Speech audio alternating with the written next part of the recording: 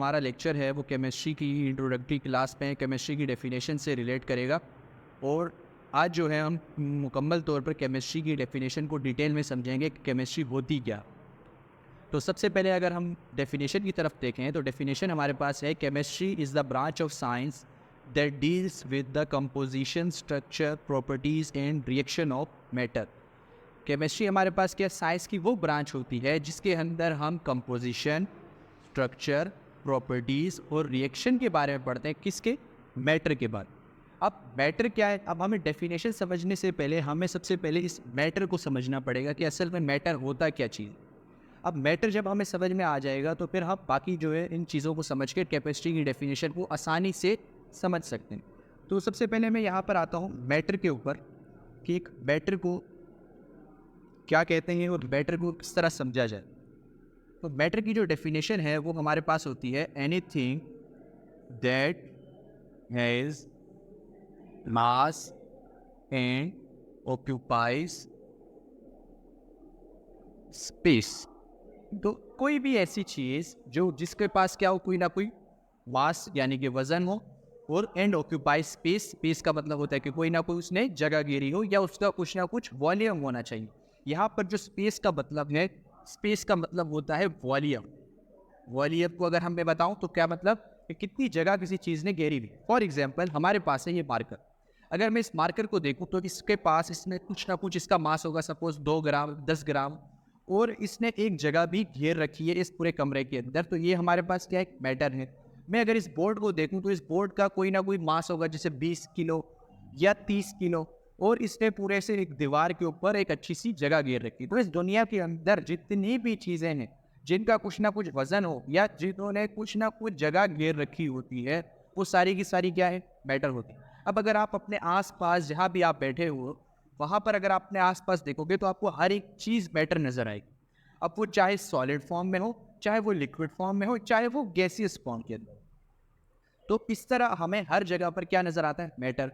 अब केमिस्ट्री के अंदर हम क्या पढ़ते हैं, मैटर की कंपोजिशन, स्ट्रक्चर, प्रॉपर्टीज और रिएक्शन के बारे। अब कंपोजिशन के ऊपर आते हैं कि कंपोजिशन क्या चीज़ होती है। तो मैटर की कंपोजिशन का मतलब है हमारे पास, हम सबसे पहले आते हैं कंपोजिशन के ऊपर।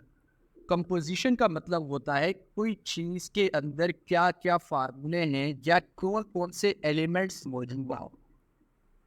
कि कोई भी अगर मैटर है तो वो किस चीज़ से मिलकर बना, उसके अंदर कौन से एटम्स मौजूद हैं, कौन से एलिमेंट्स मौजूद हैं, उनका फार्मूला क्या है। अब अगर मैं बात करता हूँ वाटर की, तो हम सबसे आसान एग्जांपल से स्टार्ट करते हैं जो हमारे घरों पे बहुत ज़्यादा इस्तेमाल होता है, पानी, H2O। तो अगर मैं H2O को देखूँ, H2O हमारे पास किससे मिलकर बना है, 2 हाइड्रोजन से और 1 ऑक्सीजन से। तो ये इसकी क्या है, कंपोजिशन। अब वाटर को अगर आप देखोगे तो पानी को देखोगे तो पानी के अंदर इस तरह के बहुत सारे H2O के मॉलिक्यूल्स मौजूद होते हैं। तो ये जो स्टडी है मैटर, पानी एक मैटर की एग्जांपल में आ गया। पानी में एक वजन भी होता है, पानी ने जगह भी घेरी होती है, पानी का कोई वजन भी होता है। अब चूंकि ये मैटर है, मैटर की कंपोजिशन का हम किस तरह स्टडी करेंगे, मैटर का फार्मूला देखेंगे। फार्मूला क्या है भाई, H2O यानी कि 2 हाइड्रोजन 1 ऑक्सीजन। तो ये मैटर की कंपोजिशन की जो स्टडी है इसके अंदर आ जाएगी केमिस्ट्री के। फिर आते हैं दूसरी चीज़ को, स्ट्रक्चर क्या होता है। अब पानी का जो स्ट्रक्चर है यानी कि पानी की शेप की बात हो, ये मॉलिक्यूल्स जो है वो किस शेप के अंदर आपस में अरेंज होते हैं। या फॉर एग्जांपल कि अगर आप पानी को देखो तो पानी जो है वो एक क्यूब शेप ले लेता है। जब आप उसको क्या करते हो, फ्रीज करते हो। जब आप उसको बर्फ़ में डालोगे तो एक क्यूब की शेप ले लेगा। जब आप उसको एक गोल से बर्तन में डालोगे तब वो एक शेप ले लेगा। या अगर आपने बर्फ़ देखी हो, स्नो देखी हो, तो स्नो फ्लेक्स की भी एक ख़ास शेप होती है, क्रिस्टल शेप होती है। हालांकि एक स्नो के अंदर भी पानी ही होता है, वाटर के मॉलिक्यूल्स पाए जाते हैं, तो स्नो की एक खास शेप होती है। तो सेकंड चीज़ है हमारे पास स्ट्रक्चर। स्ट्रक्चर के अंदर हम क्या पढ़ते हैं कि कोई मॉलिक्यूल की कौन सी शेप है। हर मॉलिक्यूल अपनी डिफरेंट शेप्स दिखाता है, शो करता है। तो वो शेप्स किस तरह आती है, क्यों आती हैं, ये सारी की सारी स्टडी मैटर की स्ट्रक्चर की स्टडी किसके अंदर आती है, केमिस्ट्री के अंदर आती है। फिर तीसरी चीज़ है हमारे पास प्रॉपर्टीज़। अब प्रॉपर्टीज़ का मतलब होता है खसूसियात, कि कोई मैटर क्या क्या खसूसियात शो कर। अब दोबारा हम एग्जांपल लेते हैं पानी। अब पानी की खसूसियात क्या है कि अगर आप उसको 0 डिग्री सेंटीग्रेड से कम टेम्परेचर दोगे तो वो ठंडा हो जाएगा। जब आप उसका टेम्परेचर 0 डिग्री सेंटीग्रेड से बढ़ा दोगे तो उसका टेम्परेचर वो वाटर पानी बन जाएगा लिक्विड फॉर्म में। तीसरी है जब उसको 100 डिग्री सेंटीग्रेड से ज़्यादा टेम्परेचर दे दोगे तो वो बॉयल हो जाएगा। तो ये जो 3 कंडीशंस हैं, ये 3 उसकी क्या प्रॉपर्टीज़ हैं। या अगर मैं एक और बात करूँ तो कभी हमने ये सोचा नहीं है कि हमेशा पानी लिक्विड फॉर्म में ही क्यों पाया जाता है। ये उसकी एक खसूसियत है। अगर इस दुनिया में पानी लिक्विड फॉर्म में नहीं होता, सारा का सारा हवा में होता, गैसियस फॉर्म में होता, या अगर सारा का सारा बर्फ़ की फॉर्म में होता, तो क्या हम उसको अपने लिए इस्तेमाल कर सकते? तो नहीं कर सकते। तो ये सारी चीज़ें जो प्रॉपर्टीज़ हैं किसी भी पानी, जैसे मैंने पानी की एग्जांपल दी, इस तरह आप कोई भी एग्जांपल ले सकते हो। आप प्लास्टिक की एग्जांपल ले सकते हो, आप लकड़ी की एग्जांपल ले सकते हो, आप लोहे की एग्जांपल ले सकते हो। कोई भी एलिमेंट है, जैसे नमक है, NaCl है, आप उसकी एग्जांपल ले लो, तो उसकी जो प्रॉपर्टीज़ की जो स्टडी है वो भी किसके अंदर आती है? केमिस्ट्री के अंदर। और लास्ट है रिएक्शन। अब रिएक्शन का वर्ड क्या होता है? दो चीज़ों का मिलाप। कि अगर मैं पानी के अंदर फॉर एग्जांपल एक तीसरी चीज़ ऐड कर दूँ, जैसे मेरे पास एक पानी लिया मैंने H2O, अब इस H2O के अंदर मैं शुगर ऐड कर रहा हूँ, चीनी ऐड कर रहा हूँ, तो चीनी ऐड करने पर क्या होगा? पानी उसको अपने अंदर डिसॉल्व कर देगा। तो ये उसके पानी और शुगर के दरमियान का क्या हुआ? रिएक्शन। यानी कि शुगर भी एक मैटर है, पानी भी एक मैटर है। मैटर के दोनों के दरमियान का रिएक्शन जो हम पढ़ रहे हैं वो किसके अंदर पढ़ेंगे? केमिस्ट्री के अंदर पढ़ेंगे। तो ये एक रिएक्शन है जो एक प्रॉपर्टी शो कर रहा है पानी। सही है? तो ये जो सारी की सारी स्टडी है किसके अंदर आती है? केमिस्ट्री के अंदर आती है। अब हम एक और एग्जाम्पल है जिसको स्टडी करेंगे और उसके बाद फिर हमें आपको जो है ना केमिस्ट्री की डेफिनेशन कंप्लीट हो जाएगी।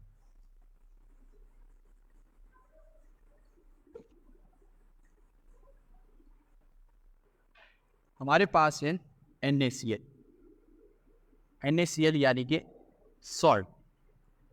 तो ये जो सोडियम और क्लोरीन, ये दोनों क्या कहलाएंगे? कंपोजिशन। कंपोजिशन का मतलब कि इन दोनों के अंदर क्या फार्मूला है? फार्मूला मतलब कौन कौन से एटम्स मौजूद है सॉल्ट के अंदर? तो एक एटम है सोडियम, एक एटम है क्लोरीन।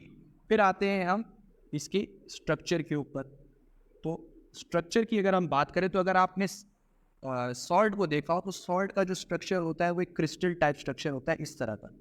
तो ये जो है ये इसका क्या है? स्ट्रक्चर है। कि एक नमक का स्ट्रक्चर किस तरह होता है? क्रिस्टल फॉर्म में होता है, डायमंड शेप का होता है। सही है?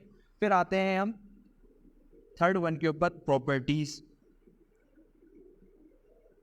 प्रॉपर्टीज का मतलब है कि नमक की क्या क्या खसूसियात हैं। यानी कि आप वाटर के अंदर डालोगे तो क्या हो जाएगा? डिजॉल्व हो जाएगा। सही है? अच्छा, फिर इसका बॉइलिंग पॉइंट क्या होता है? बॉइलिंग पॉइंट होता है भाई इसका 801 डिग्री सेंटीग्रेड। तो ये इसकी क्या है? प्रॉपर्टीज़ हैं। या आप NaCl को और किस किस मकसद के लिए इस्तेमाल कर सकते हो, ये सारी की सारी प्रॉपर्टीज़ होती हैं। फिर हमारे पास लास्ट चीज़ है रिएक्शन। रिएक्शन का मतलब है कि भाई मैं NaCl का किसी चीज़ के साथ रिएक्शन करवा दूँ, जैसे पानी के साथ रिएक्शन करवा दूँ, या मैं किसी और चीज़ के साथ रिएक्शन करवा दूँ, तो जो हमारे पास प्रोडक्ट जनरेट होगा वो सारे का सारा क्या है? इस कैटेगरी के अंदर आता है, रिएक्शन को। सही है? तो ये हम केमिस्ट्री के अंदर मैटर की टोटल 4 चीज़ों को पढ़ते हैं: structure, composition, properties and finally reaction. Thank you.